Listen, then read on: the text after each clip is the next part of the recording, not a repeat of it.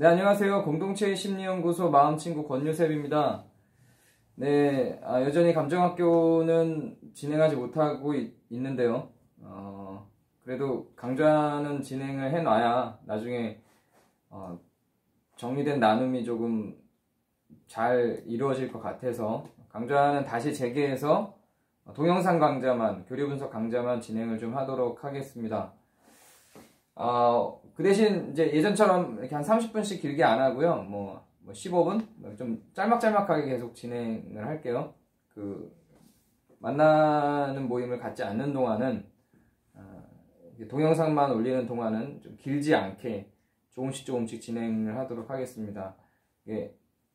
실습이 없이 영상만으로 할 때 내용을 너무 많이 담아버리면 그냥 또 쓱 지나가 버려요. 그래서 좀 짧은 단위로 진행을 하되 이제 매주 올리기는 올리도록 할게요.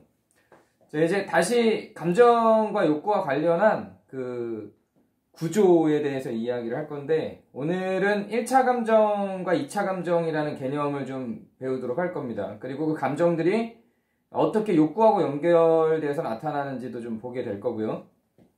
예전에 처음에 저희가 감정학교 시작할 때 욕구하고 감정이 어떻게 관련되는지에 대해서, 감정은 욕구의 성취 혹은 억압으로 발생된다, 이렇게 얘기를 했죠. 그래서 욕구가 성취될 때 긍정적인 감정들이 발생이 되고, 욕구가 억압이 되면 부정적인 감정이 발생된다, 이렇게 이야기를 했습니다. 근데 그때 발생되는 그 감정들이 단회적으로 발생되는 걸 1차 감정이라고 표현을 하고요. 그리고 그 감정 자체도 나중엔 욕구가 돼요. 그렇게 해서 발생되는 게 2차 감정이라고 그래요. 이게 어떻게 나오는 건지 좀, 시스템을 좀 보도록 할 텐데요. 처음에 우리가 욕구가 생겨나죠. 어떤 형태의 욕구든지 욕구가 생겨나요. 예를 들어볼까요? 튀김을 먹고 싶어요. 튀김을 먹고 싶은 욕구가 발생을 했다고 가정해봐요. 불량식품이에요. 그래서 부모님들이 만약에 그 튀김 먹는 거를 방해해요. 그래서 그 욕구가 생겨나지 않도록 억압을 하죠, 부모님이. 욕구에 억압이 들어옵니다. 그럼 억압이 되면 그 억압으로 인해서 부정감정이 생겨나죠. 그 부정감정이 뭘로 나올지는 몰라요. 이거는 분석을 해봐야 아는 겁니다. 그 사람의 인생과 삶에 대한 이야기를 들어보고 욕구가 좌절될 때 어떤 부정감정이 등장을 했는지는 그 사람의 이야기를 들어봐야 돼요. 튀김을 먹고 싶은 욕구가 좌절됐을 때 분노라는 감정이 일어날 수도 있고요. 불안이라는 감정이 일어날 수도 있고요. 여러 가지 불만이라는 감정이 일어날 수도 있고, 여러 가지 감정들이 일어날 수 있어요. 예상외로 말도 안 되게 외로움이 발생할 수도 있어요. 그거는 그 사람에 대한 분석이 따로 들어가 봐야 됩니다. 어쨌든 1차적으로 분노라는 감정이 발생이 됐어요. 자, 그런데 튀김을 못 먹게 했다고 분노를 발생시켰어요. 화를 냈어요. 이게 1차 감정입니다. 자, 그런데 이 1차 감정이 발생한 걸 부모님이 또 그냥 두고 볼까요? 두고 보지 않겠죠. 그래서 1차적으로 발생한 그 감정을 또 억압하는 거예요. 감정도 억압이 돼요. 이 감정을 다시 억압하는 겁니다. 그러면 이 분노라는 감정이 억압된 다음에 다시 2차적으로 나타나는 어떤 감정이 생겨요. 분노라는 감정을 표출했어요. 튀김을 못 먹게 해서 분노라는 감정을 표출했어요. 자, 그랬더니 그 감정도 억압이 된 거예요. 누가 감히 아빠 앞에서 화를 내래? 이렇게 되니까 그것도 억압이 되죠. 그러면 이 억압된 감정, 억압된 욕구도 어떻게 할 수 없기 때문에 분노라는 감정으로 대체를 한 거예요. 그 억압된 욕구를 분노라는 감정으로 전치를 한 거죠. 대체시킨 거예요. 그런데 이 분노라는 감정도 억압이 됐어요. 그 다음에는 부모님한테 들키지 않을, 억압되지 않을 어떤 감정을 다시 만들어내는 겁니다. 그래서 불안이라는 2차 감정이 생긴 거죠. 자, 그러면 이 불안이라는 감정은 부모님한테 들키지는 않겠죠. 그러니까 조용히 들키지 않고 분노를 대체할 수 있는 어떤 감정을 만들어내는 겁니다. 이렇게 나타나는 게 1차 감정, 2차 감정이에요. 부정적인 것만 먼저 본 거예요. 긍정 감정도 마찬가지입니다. 긍정 감정도 비슷한 원리를 갖고서 1차 감정과 2차 감정을 표현해낼 수 있어요. 욕구를 억압받지 않았어요. 튀김을 먹었어요. 그 다음에는 그 욕구가 성취된 다음에 기쁨이 발생하죠. 기쁨이 발생해서 막 신나했어요. 오! 막 신나했는데 그 신난 거를 억압하는 거죠. 무슨 애가 그렇게 경거망동해? 이러고 그 신나하는 걸 억압을 해요. 그렇게 해서 억압을 받았어요. 기쁨이라는 감정이. 그래서 신나지 못하니까 우울해진 거예요. 여기서는 기쁨이 1차 감정이고 우울이 2차 감정이 되겠죠. 자, 그런데 사람은 이렇게 반복이 돼요. 이것들이 그냥 한 번 딱 그러고 끝나는 게 아니라 사람이 한 번 욕구가 충족되면 그 사람이 기쁨을 표현했으면 그 기쁨은 또 반복이 돼요. 어린 시절에. 그러면 그건 반복적으로 억압이 되겠죠. 한 번 그걸 억압했다면 부모님은 그 기쁠 때 이 아이가 억압됐던 상황이 성취됐던 욕구가 성취됐던 상황에서 기쁠 때 그 표현을 부모님이 한 번 억압했다는 건 이런 모습을 싫어하는 거겠죠. 그럼 다음에 또 그렇게 기쁘게 표현하면 그 부모님은 그 모습을 또 싫어하겠죠. 이렇게 해서 계속 반복이 되는 거야. 아, 나는 기쁘면 안 되는구나 라고 하는 게 인식이 될 만큼 몇 번 반복해야 되는지는 몰라요. 어쨌든 사람에 따라 달라요. 어떤 사람은 한 번만 그렇게 억압을 당해도 우울로 전환하면서 2차 감정을 생성시켜요. 그러면 나중에는 이게 자동적으로 흘러갑니다. 튀김을 먹으면 원래 기쁨이 나왔었고 기쁨이 나와야 하는데 이건 계속 억압되어 왔고 이 억압된 결과로 나온 게 우울이라는 감정이었기 때문에 이제는 튀김을 먹으면 우울해져요. 1차 감정을 건너뛰고 2차 감정으로 갑니다.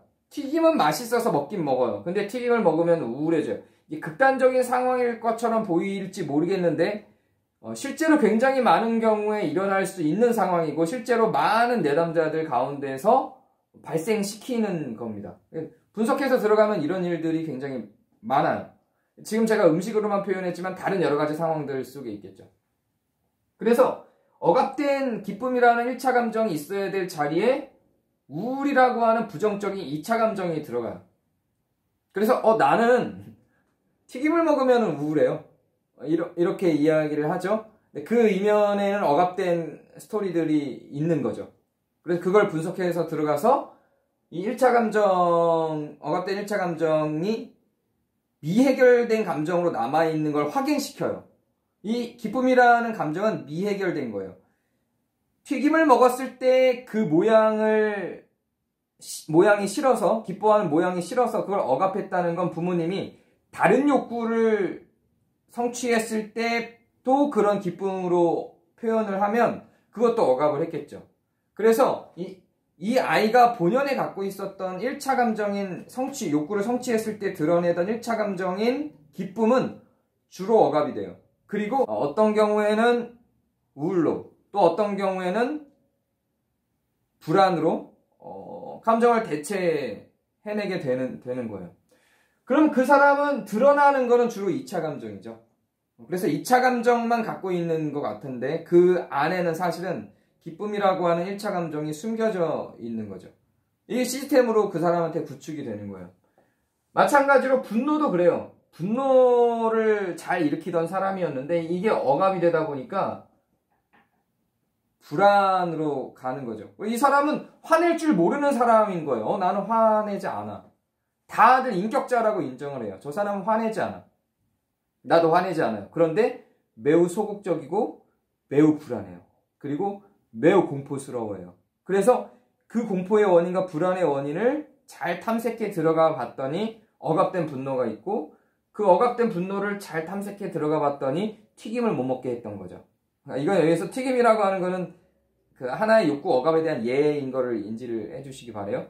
이렇게 해서 1차 욕구의 불만족이나 만족으로 발생한 1차 감정들이 감정 자체도 억압되고 2차 감정으로 가게 되는 구조를 갖습니다.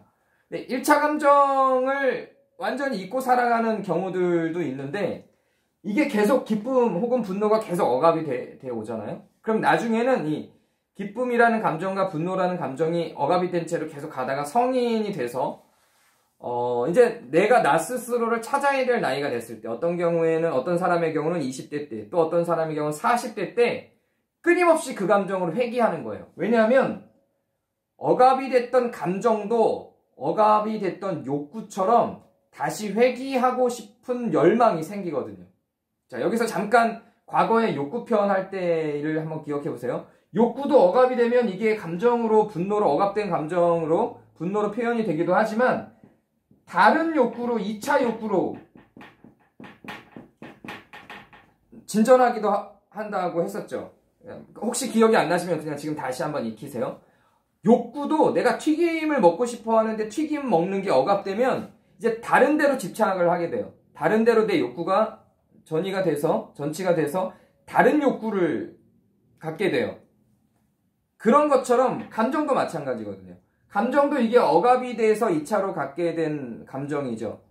그런데 이럴 경우에는 만약에 튀김 먹는 게 억압이 돼서 김치를 계속 집착적으로 먹게 됐다라고 할 때는 김치를 병적으로 많이 먹어서 분석해보면 그 이전에 1차적으로 억압되어 있던 욕구가 있는 경우가 많아요. 그래서 그거를 분석을 하게 되는 거죠. 자, 그런데 감정도 마찬가지로 내가 분노가 억압된 다음에 나타난 게 불안이란 말이에요. 근데 언젠가 이게 튀어나와요. 언젠가 이게 튀어나와서 화를 전혀 안 내던 사람인데 막 화를 내고요. 별로 그렇게 기뻐하지 않던 사람인데 어느 순간부터 막 갑자기 기뻐지는 현상들이 일어나요. 근데 그게 지속되지 못하고 일시적으로 욕구 충족이 아니라 충동적으로 나와요. 충동적으로 분노가 나오고 충동적으로 기쁨이 나와요. 그리고 다시 우울로 회귀하는 거죠.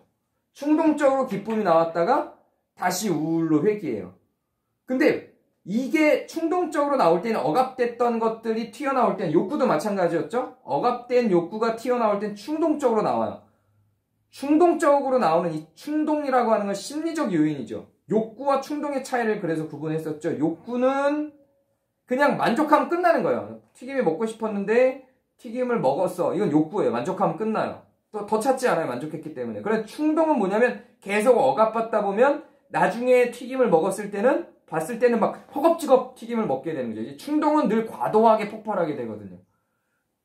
감정도 마찬가지예요. 분노를 억압을 계속했으면 이 억압된 분노가 해소가 안 된 채로 계속 억압돼서 그 불안이 2차 감정, 1차 감정을 대체한 상태에서는 이 1차 감정이 언젠가 드러나게 될 때는 충동적으로 막 튀어나오게 됩니다. 원인이 없어요. 이유가 없이 튀어나와요. 그래서 분석하기가 굉장히 힘들어지는 거예요.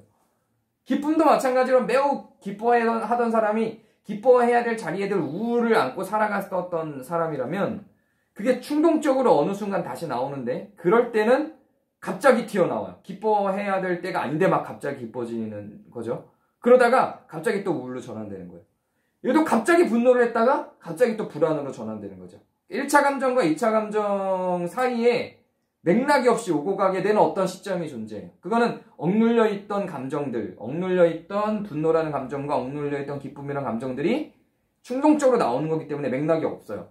그래서 이 불안으로 찾아오시거나 우울로 찾아오셨을 땐 억압돼 있던 욕구뿐만 아니라 억압돼 있던 1차 감정들을 더 탐색을 해보기도 합니다.